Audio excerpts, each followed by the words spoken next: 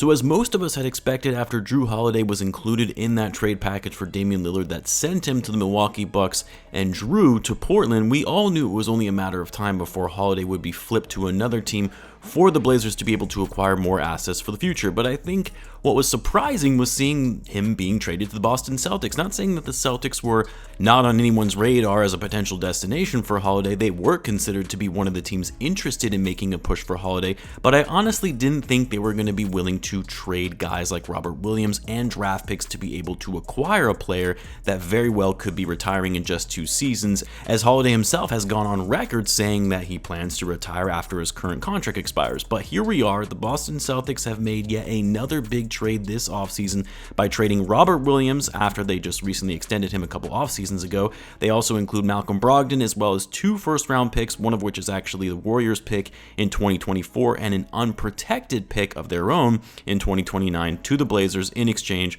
for Jrue Holiday. A pretty sizable haul in my opinion, but it does make the Celtics better in that they finally have a true starting point guard that can facilitate, play tough defense, and spread the floor with his shooting. And really, if you're the Celtics, knowing that you're one of the top contenders in the Eastern Conference and you see a team like the Milwaukee Bucks land Dame, you kind of have to pull out all the stops and go all in, even after making the trade for Porzingis. But does this in fact put the Celtics over the top in their ability to win a championship?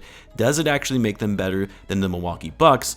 Well, that's what we'll be talking about in this video. As always, if you're new to the channel and you like this type of content, it would mean a great deal to me if you subscribe to help the channel grow, and in return I'll be providing more NBA content like this. Now, when you simply look at this trade in a vacuum and see the amount of assets the Celtics had to give up for a player of Jrue Holiday's caliber, and you think they kind of overpaid, because you're giving up one of your younger assets, one of your better defensive big men in Robert Williams. This is after they already lost Grant Williams this offseason in free agency, and they gave up 2 first-round picks, which I know some will say, well, it's Golden State Warriors pick for this upcoming draft, which isn't going to be very high. Of course, the Warriors are still going to be a threat as long as they have Curry, but there is a world where the Warriors, at their age, and with how stacked the West is, this could end up being a high draft pick. You're talking a mid-first rounder, and who knows, maybe even potentially a lottery pick if the Warriors have any significant injuries to their big 3, which we already know Draymond Green is going to be out for a few weeks, which will likely go into the start of the season. And then, of course, an unprotected pick in 2029. And while I know Brogdon is injury prone, they were likely looking to get off of his contract anyway because of some tension and overall mistrust between Brogdon and the Celtics organization.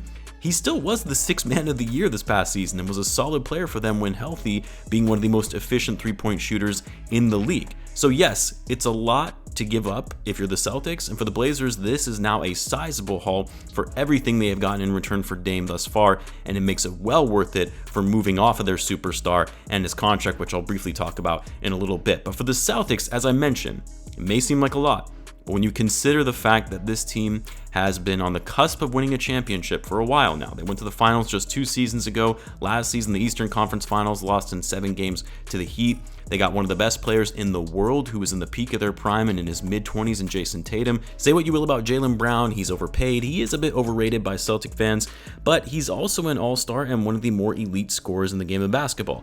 Also still young and in his prime. They made a big trade in moving Marcus Smart to bolster their roster and getting Kristaps Porzingis, and also getting picks in that deal, which they now have used some of that to land Holiday. So look, for the Celtics, they have to go all in to win a championship. They know this is their season to try and make that push. And after seeing the Bucks, even though yes, they got bounced in the first round of the playoffs, but they're still one of the best teams in the Eastern Conference and finished with the best record in the league last year. And seeing their top rival for coming out of the East this year add one of the best players in the NBA, one of the more prolific scorers in the game, adding Damian Lillard, a superstar, to an already established superstar and 2-time MVP winner in Giannis, they knew what they had on their roster was not going to be enough to get past this team. And for the Celtics, what did they need on their roster the most, especially after trading Marcus Smart, even though they needed this before Smart? They needed a true starting level point guard, a point guard that can be the floor general to get Tatum and Brown more open looks, and also a point guard that can defend and hound the perimeter as good as what they lost in Smart, but also shoot it from deep on a high clip. They got all of that in Jrue Holiday. They've got a point guard that is a proven playmaker, not saying he's an elite level playmaker, but better than anything the Celtics have had in recent years. They've got a point guard that is one of the better perimeter defenders in the league, which a lot of people were questioning how the team would drop off on defense after losing Marcus Smart. That was one of the biggest criticisms in trading Smart for Porzingis. And also, unlike Smart, Holiday is a much more consistent and efficient shooter. So while yes, this maybe is a bit of an overpay for someone like Jrue Holiday, who I would consider kind of a fringe level star, but when you factor in the fit, the positional need for Boston, as well as the fact that the Celtics more or less kind of had to make an all-in big splash in order to remain competitive and keep up with the Bucks, it actually makes sense, even if it is more of a short-term move to ensure they're still in the running for a championship. Now, of course, we don't know what the overall fit is going to be or look like for what we'll actually see in practice until these teams really start playing together for both the Celtics and the Bucks.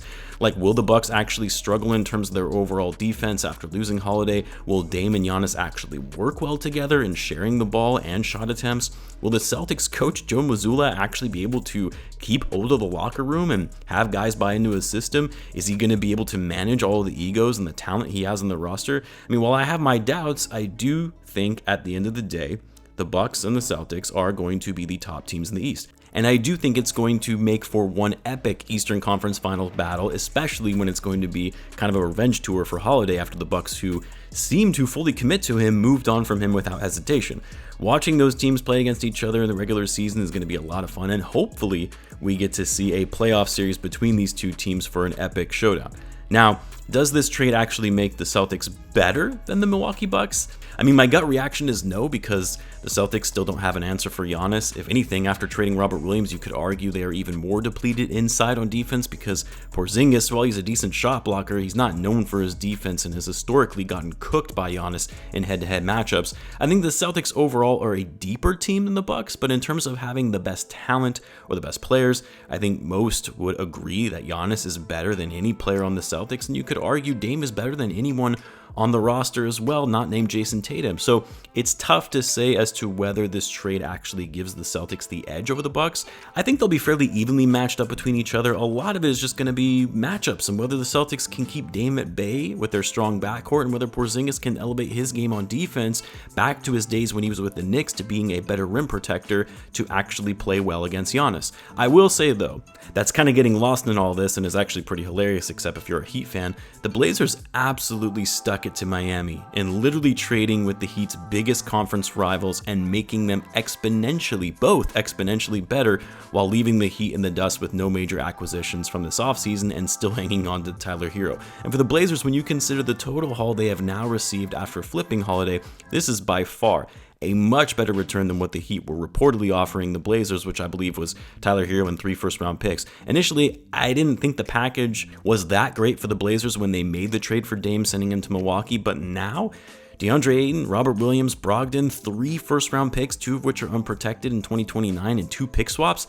Now, that's an incredible return, especially for a team that is going into a full-blown rebuild and already has young pieces to work with. And of course, very likely they try to flip Brogdon to get a bit more in the coming days, so stay tuned to that. But I like this trade really for both sides. This keeps the Celtics in line and being competitive with the Bucks, and this even further accelerates the Blazers and their rebuild. Let me know what you guys think of this Jrue Holiday trade. Let me know in the comments. As always, be sure to subscribe, and I'll see you in the next one.